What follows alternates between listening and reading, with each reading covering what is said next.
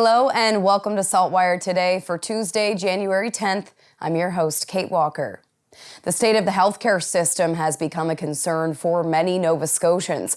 There are now around 130,000 residents without a family doctor, and the wait times in emergency rooms have climbed so much so that some people are not getting care or getting it when it's too late. So there's been a number of things that have happened around access to primary care. So we have had good recruitment numbers.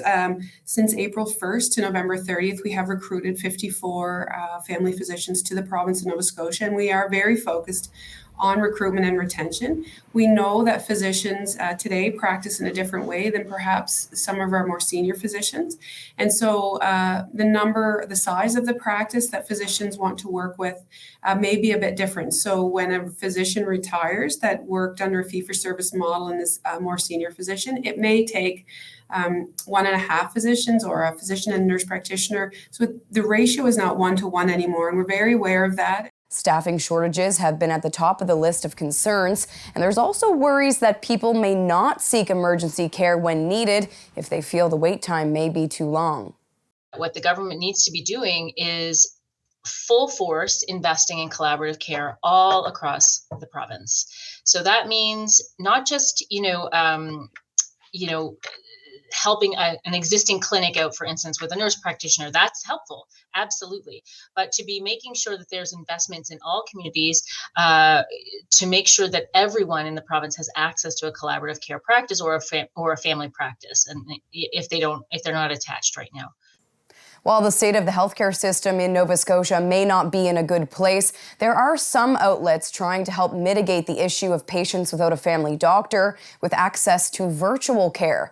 Norm Pinsky has been a family doctor for 40 years and is now working to become part of the solution. He says virtual care has opened the door for hundreds of patients to make same-day requests from the comfort of their home, and it has also lessened the amount of people waiting in ERs who don't need emergency or life-threatening care. I've been working for a little over 2 months. I've seen almost 700 people. I've diagnosed new cancers. I've diagnosed new diabetes. There's a lot of mental health issues due to the pandemic and also from people just not having access to care. There was a person I helped fill all her requirements to become a live kidney donor. Pinsky says virtual care has also alleviated some of the pressures of rushing through patients in waiting rooms. To access the service, you can head to nshealth.ca/virtual care.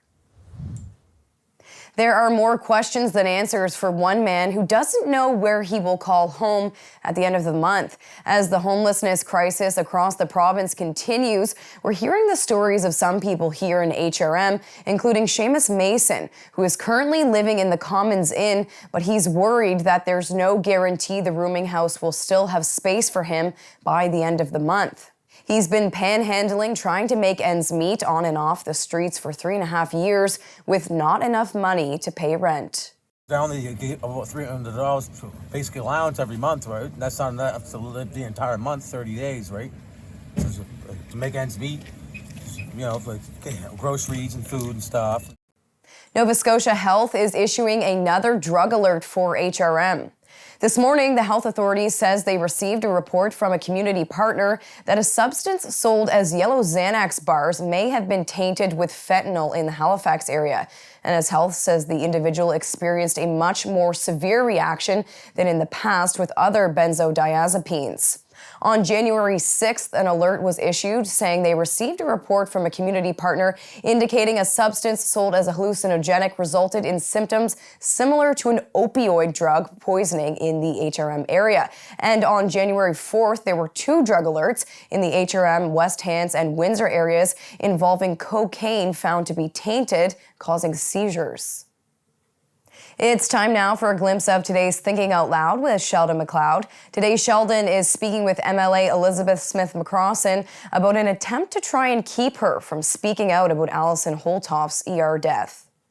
And I guess when, the story that Aaron Basrick has with a follow-up at saltwire.com is about this letter or this threat or this perhaps implied threat that you were somehow violating privacy. What went through your mind when you got that letter?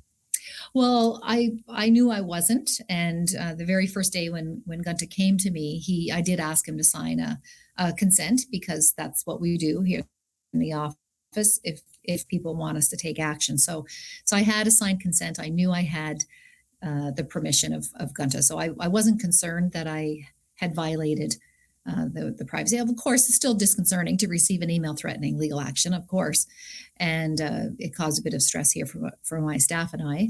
But I did seek a legal opinion from actually 3 separate lawyers, and all did assure me that there's, in their opinion, that there was no breach. And for Sheldon's full conversation, head to the opinion section of SaltWire.com.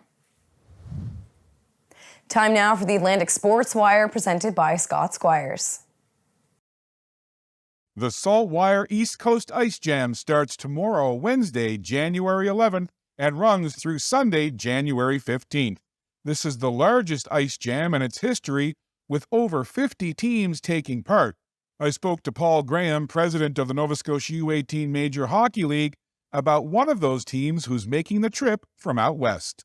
The Notre Dame Hounds, how did they get into the mix? It's a good question. In fact, they reached out to us last year. They wanted to play last year in our Ice Jam tournament because they noticed it's great quality, very competitive, and they wanted to give their players and kids an experience of the East Coast. We were extremely disappointed last year with the COVID, but we all understand, that circumstance.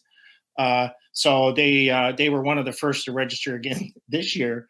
And hopefully we can get their plane and all their equipment and luggage here on time and safely, so that they can get on the ice when they're scheduled.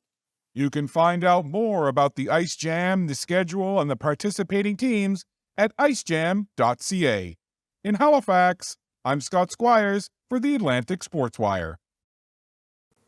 Thank you, Scott. On to weather now. To see what's coming up in the forecast, we're going to check in now with our weather specialist, Alistair Alders.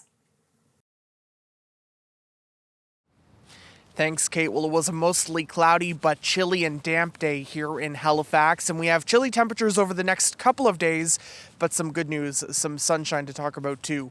This evening it will be partly cloudy with the temperature near -4 and a chilly start waking up on Wednesday morning near -9 with a wind chill of -14, but sunshine to start the day and sunshine throughout Wednesday. The afternoon high -3 will feel more like -7, -8 when you factor in the wind chill. Sunshine does stick around into Thursday, and then we have a big change for the upcoming weekend. A developing Colorado low will move in. This will bring wet and windy weather developing on Friday, continuing through the upcoming weekend. Now, it may begin briefly as a period of snow before changing over to rain, as temperatures will be soaring well above the freezing mark, 8, 9, possibly up to 10 degrees by Saturday.